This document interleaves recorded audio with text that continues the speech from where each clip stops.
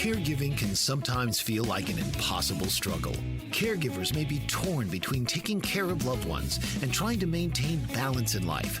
The good news is that it doesn't have to be that way. The Caring Generation with host Pamela D Wilson is here to focus on the conversation of caring. You're not alone. In fact, you're in exactly the right place to share stories and learn tips and resources to help you and your loved ones. So now, please welcome the host of The Caring Generation, Pamela D Wilson.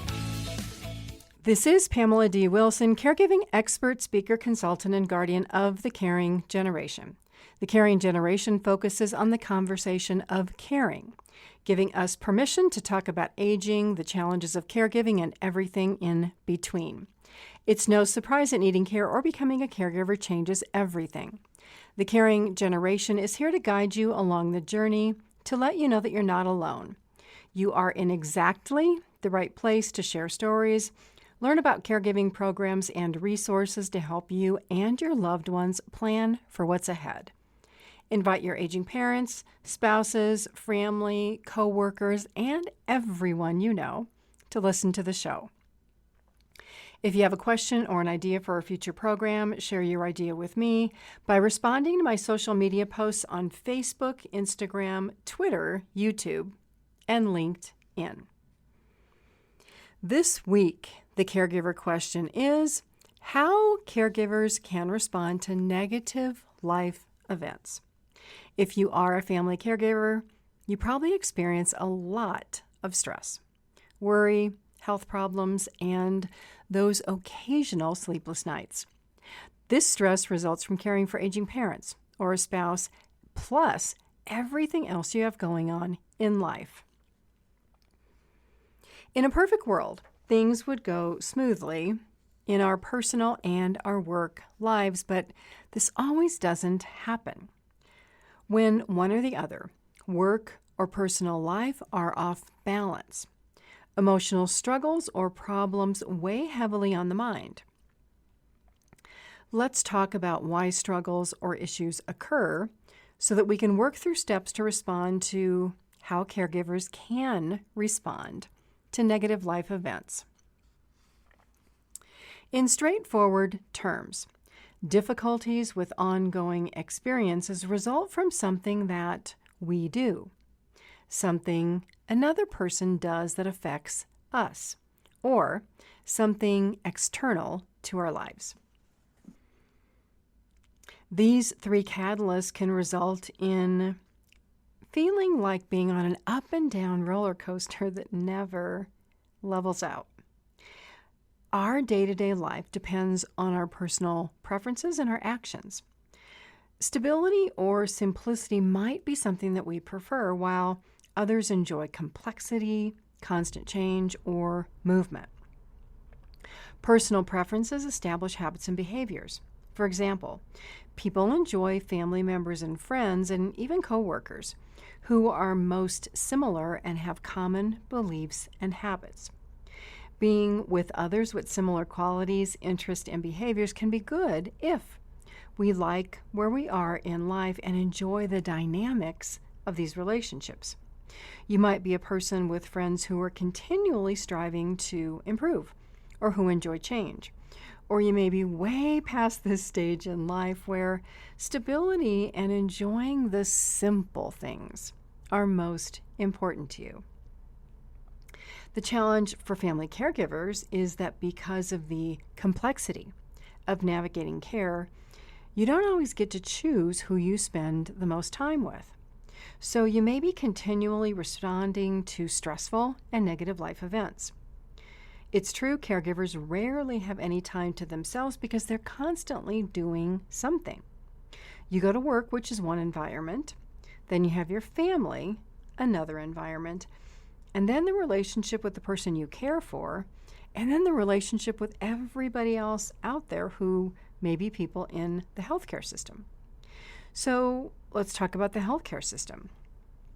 Navigating this means that you interact with a lot of different organizations and people, like hospitals, doctors, specialists, treatment centers, nursing homes, assisted care communities, health insurance providers, pharmacies, home health, palliative care, hospice care, in-home caregivers, and that list just goes on and on and on. Juggling tasks and relationships with a wide variety of people who may not have similar interests or common goals can be stressful. Caregivers may have little to no time every day or even in a week to devote time to themselves. This lack of alone time or time to participate in enjoyable activities results in unexpected or ongoing experiences being more mentally and physically draining. A lot of caregivers I know crave time alone, time to sleep, take an uninterrupted shower, read, and do so many other things. You might be a caregiver who looks forward to pulling weeds in the garden to get your mind off everything else that's going on in your life. This dream of being separated from contact with others is one way that caregivers can respond to negative life events by making alone time to think and pursue favorite activities. But being alone has two sides. Some caregivers may feel that they are alone too much and lose interest in life. So instead of enjoying time alone, they become more depressed and discouraged about care situations. People respond to negative life events based on personal habits and experiences. In looking at how to respond to ongoing or new challenges, whether they're caused by us, others, or outside events, relying on similar past experiences is a habit that everyone uses. The mind takes these past experiences, relates them to a current issue, and then offers ideas about what to do next. What happens next is the step for how caregivers can respond to negative life events. Thinking and doing can be great. However, it's important to think, evaluate, and then do in order to avoid negative experiences. Let's use a caregiving experience to make this idea real. Your mom or dad went to the doctor and was told that they have lung cancer. Your parents' first thoughts may be self-blame, how did this happen, worries about what happens next, how to accept the diagnosis, what are the options, how to problem solve, what to do next.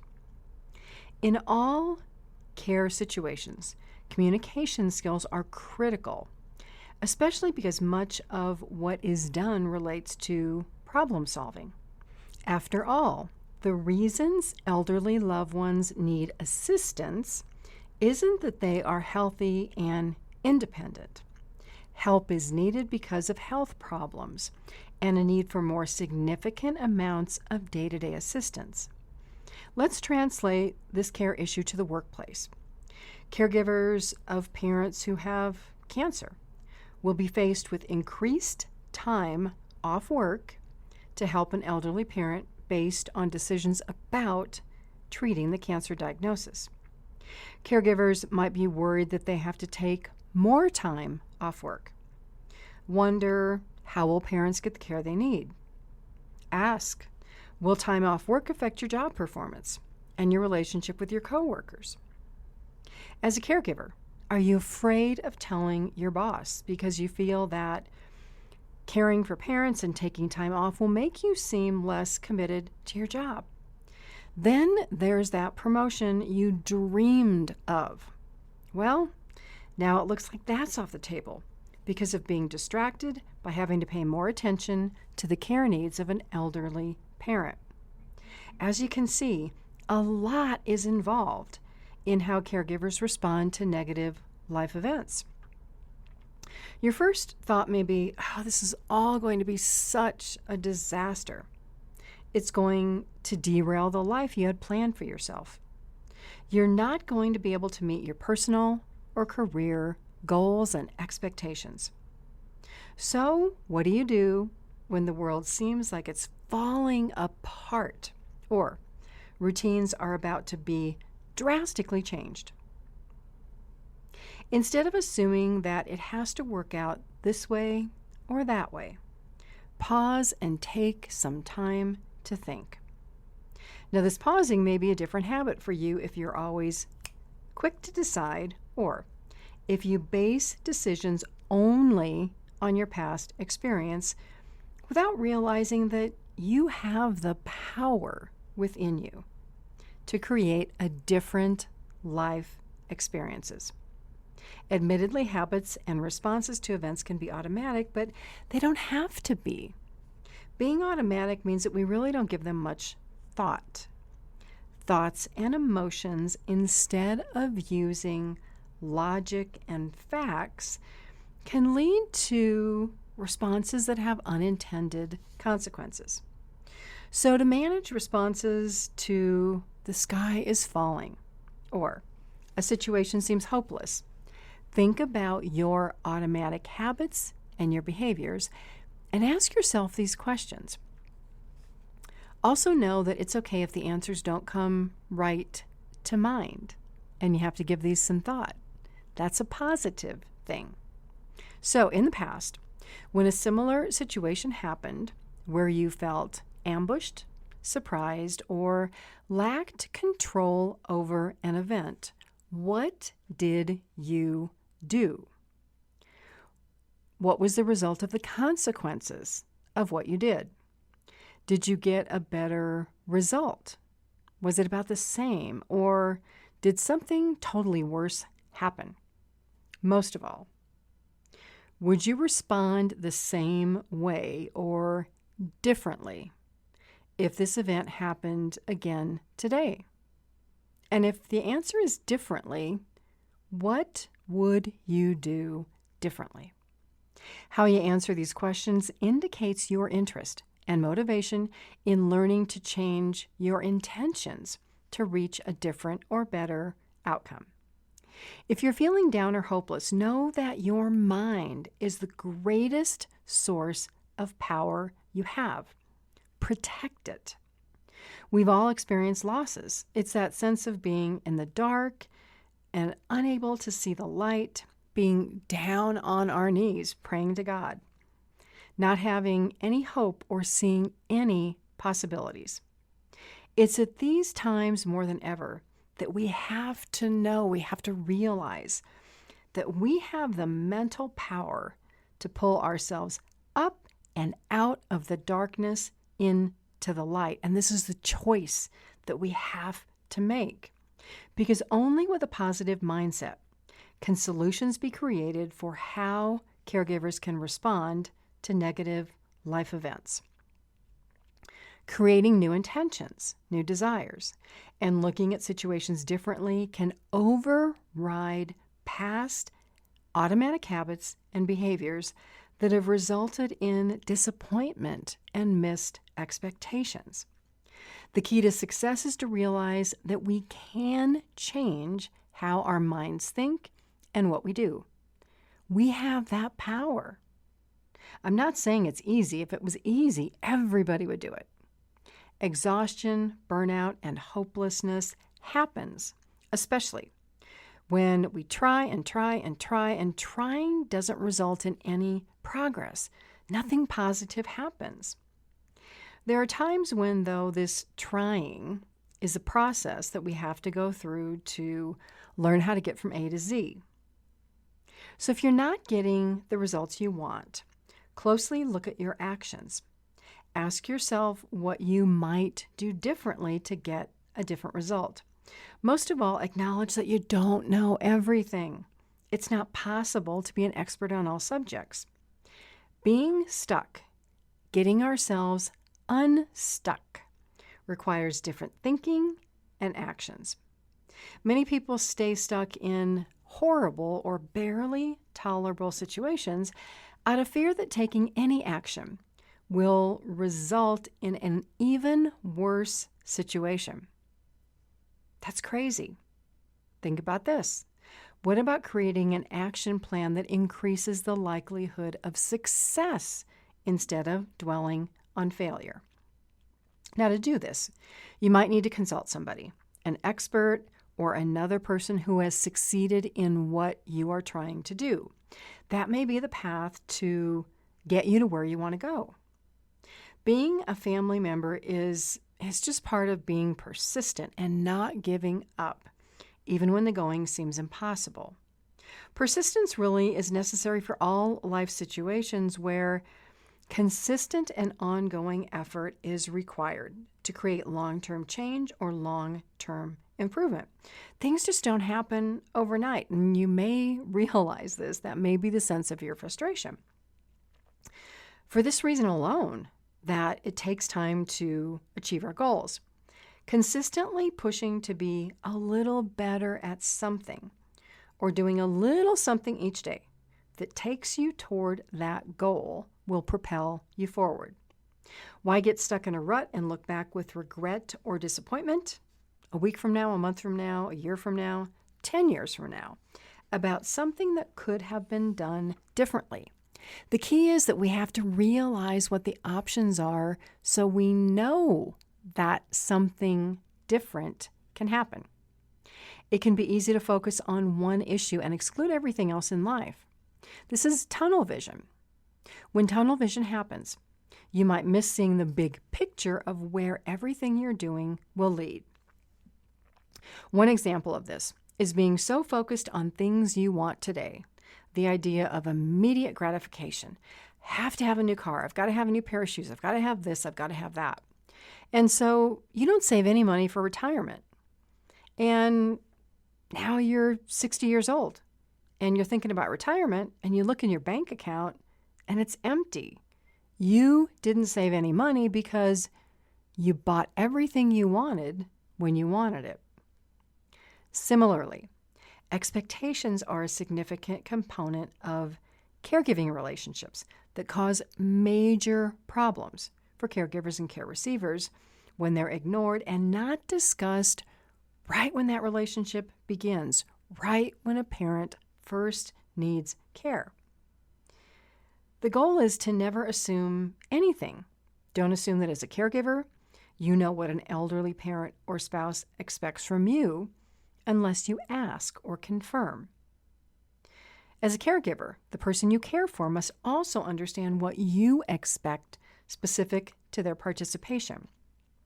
For example, suppose you take a loved one to a doctor's appointment. In this case, you might expect that mom or dad or your spouse or grandma or grandpa will follow the doctor's recommendations to take medication and follow other health advice. But when they refuse to take their medications and do what the doctor recommends, they become sick. Having a sick parent, a spouse, means that you as the caregiver have to take more time out of your life to care for them. That can seem lopsided. It can seem unbalanced, unfair, frustrating. It can make you angry. Now that we understand why all of these caregiving experiences can be draining, I want to turn to solutions and steps that anyone can take to respond to negative events in life, and we'll do this after a short break. I ask you to pay it forward to help others dealing with health, aging, or caregiving issues by sharing information about this show, The Caring Generation, and my website, PamelaDWilson.com. If you or anyone you know is seeking practical and detailed steps for caring for aging loved ones, check out my online caregiver program. Caregiving doesn't have to be a do-it-yourself job. This podcast, The Caring Generation, answers questions caregivers ask.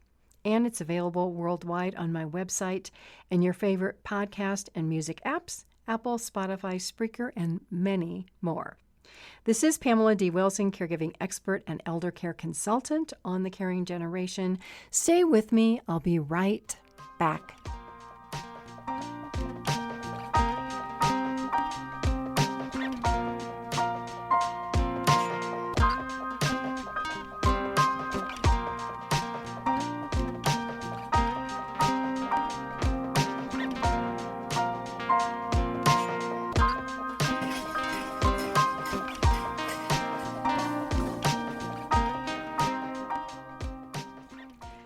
This is Pamela D Wilson, caregiving expert, author, and speaker on the caring generation. If you're looking for answers to caregiving and aging questions, visit my website, PamelaDWilson.com, where you will find my caregiving library, online caregiver program, the Caring for Aging Parents blog, and my book, The Caregiving Trap. Let's return to steps for how caregivers can respond to negative life events. If you're a family caregiver facing any challenge, these insights can help you move forward from being stuck to being right where you want to be. In the first part of the program, we talked a lot about how our past experiences, automatic habits, and behaviors can guide our choices. Plus, how we can feel that we have few, if any, options when we feel beat up over ongoing and unexpected experiences that seem to toss us curveballs that complicate our life. So let's talk about 3 things you can do when something comes out of the blue and you're not sure what to do. The first is to look at the severity or the time sensitivity of the situation, the impact, and the future consequences. Is this event something that will blow over in 24 hours and you'll forget about it? Or is it like the example of the elderly parent in the first part of the program who was diagnosed with cancer? Is this a longer-term problem with serious implications?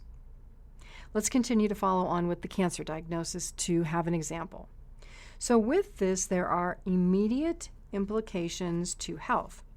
The questions to ask are, is the diagnosis curable or treatable? If curable, what does that mean? If treatable, what does that involve? Are the treatments short or long-term? Are they painful?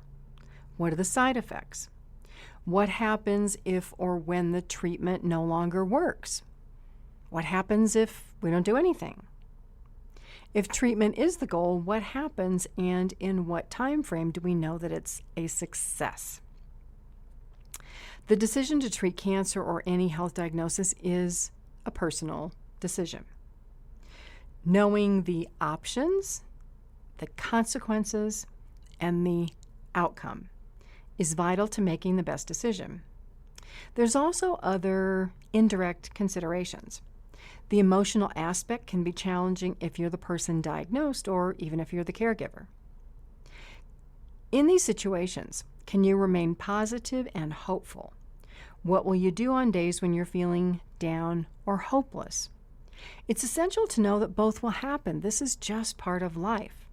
The best outcome is to create a game plan or an action plan for what you will do on good days and bad days. Cancer can be a chronic issue that carries on for years and can be relatively stable with treatment.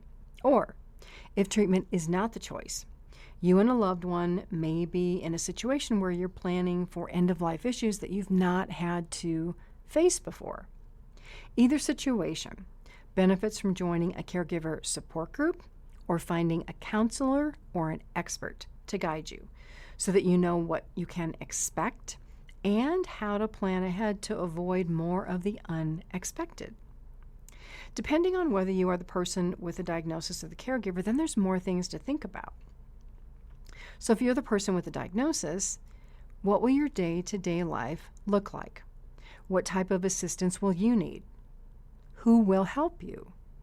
Are you able to pay for related costs of care? And if not, what will you do?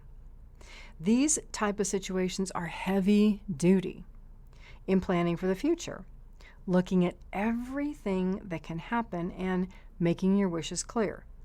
Because over time, as the person who needs care, you will lose more and more control over your life as your health fails.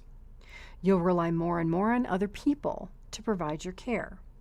If you're alone and you don't have a family, this is a very serious situation where you want to plan ahead and make sure that there are people and services in place to care for you when you are mentally and physically unwell. A serious health diagnosis isn't something to leave to chance or hope that somebody will magically show up out of the blue to care for you. How caregivers can respond to negative events is similar. If you're the caregiver, you must be the person to face reality and investigate options if your loved one cannot. You do this because knowing the options can help you avoid significant mental and physical stress, even though going through this process may be something that you don't want to do. And by this, I mean confronting the seriousness of a parent's or a spouse's health problems. These are difficult discussions to have, and they can be even more difficult to plan when you don't know what to expect.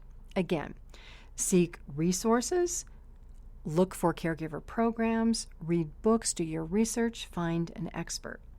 Then, once you have all the information on the table, evaluate it. Make sure that you understand all the options that are available, because you don't want to make a quick decision that doesn't turn out the way you expect.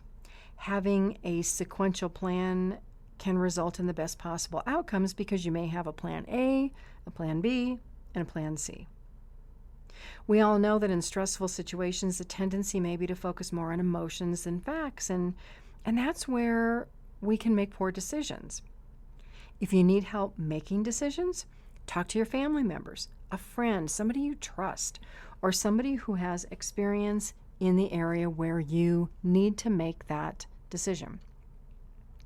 While sometimes rushing a decision can cause problems, there may be times when the decision that you have to make has a short time frame because that event needs a quick response. In other situations, you may have more time to decide if the severity of the outcome or the risks are not immediate. In most care situations, the impacts go beyond the person needing care and the caregiver. There may be other family members involved, like siblings.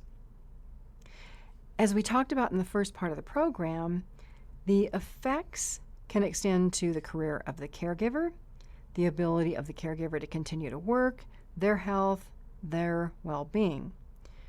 All of these aspects must be considered for how caregivers can respond to negative life events.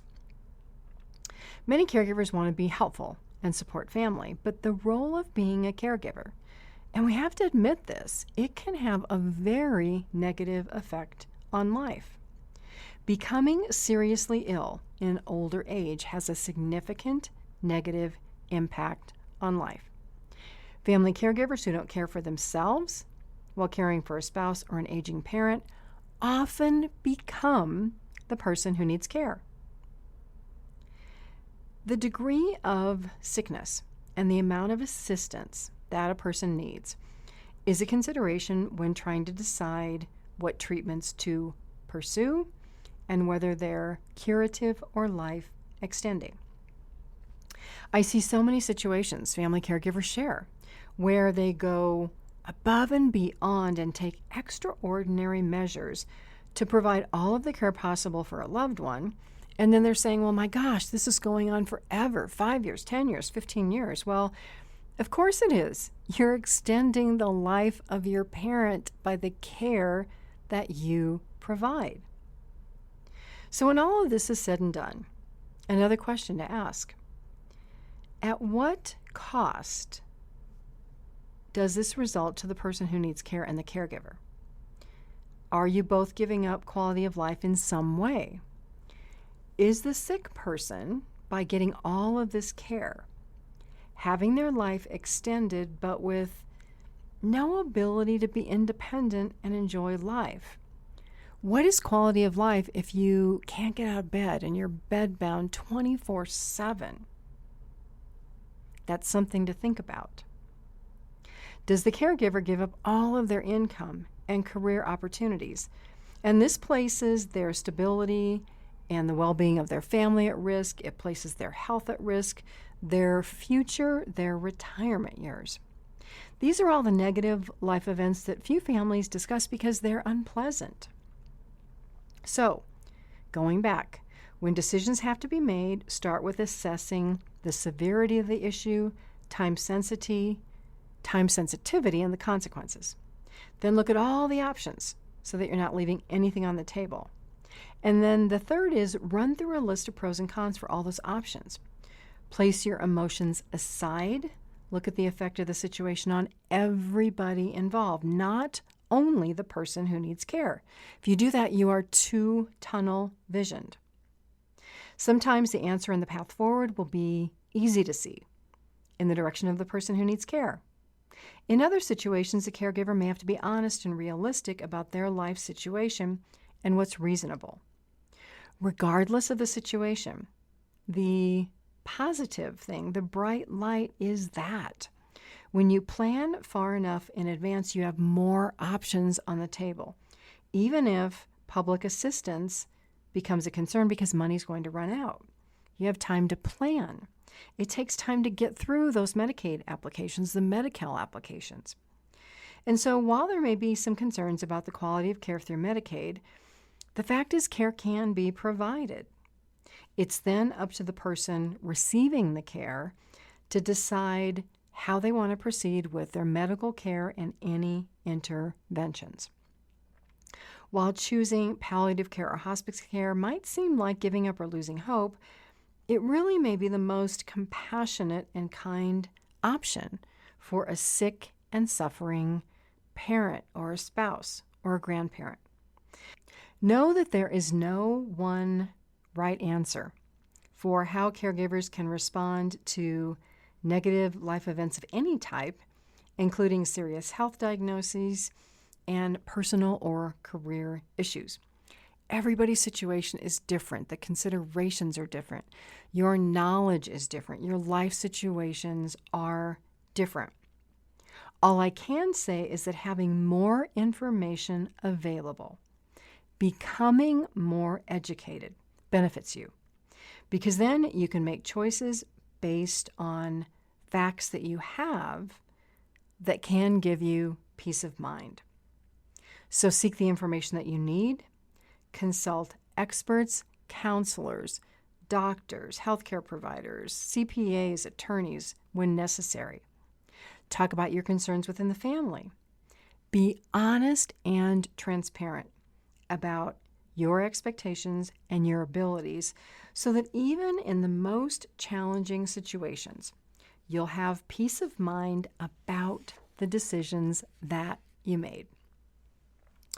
Caregivers, aging adults, everybody out there, thank you so much for joining me this week. Please share The Caring Generation and my website, PamelaDWilson.com, with everyone you know interested in provable, reliable tips, information, resources, and research about caregiving, aging, health, and everything in between. This is Pamela D Wilson, caregiving expert, advocate, and speaker. I look forward to being with you again soon. God bless you all. Sending positive thoughts, light, love to everyone. Sleep well tonight. Have a fabulous day tomorrow, and enjoy each day until we are here together again. Tune in each week for The Caring Generation with host Pamela D. Wilson. Come join the conversation and see how Pamela can provide solutions and peace of mind for everyone. Here on Pamela D. Wilson's The Caring Generation.